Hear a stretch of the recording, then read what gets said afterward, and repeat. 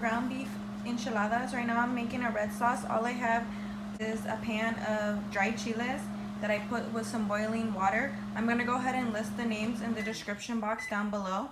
Make sure you do pod all of your chiles. I added the ground beef to the pot and I'm just gonna continue cooking it and breaking it down. Once your ground beef is semi-cooked through, go ahead and add in some fresh chopped onions. That is optional. I'm gonna place a lid on top and let the onions cook for 2 minutes. So I let my onions cook down for 2 minutes. Now I'm gonna go ahead and add in the seasonings. I'm adding in cumin, garlic salt, seasoned salt, onion powder, and adobo. And I almost forgot, I like to add oregano. Okay, so I went ahead and added my chiles to a blender, half an onion and 3 garlic cloves.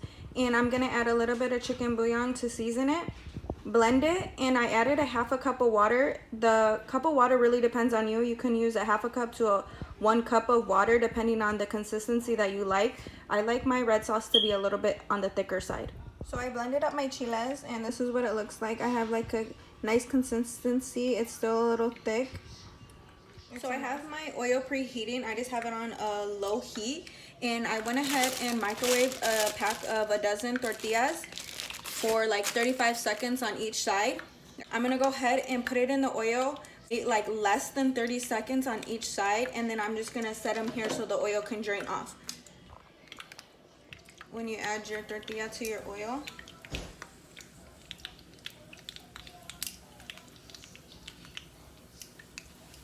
so let it go on each side for a little less than 30 seconds.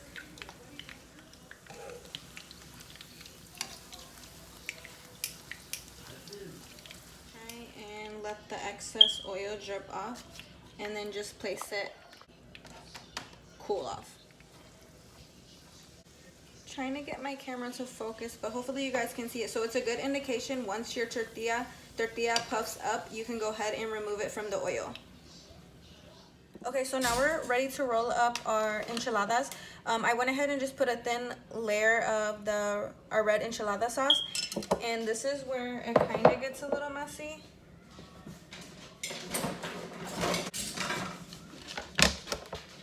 You're gonna dip your tortilla in your red enchilada sauce. You're gonna add about a spoonful of hamburger meat.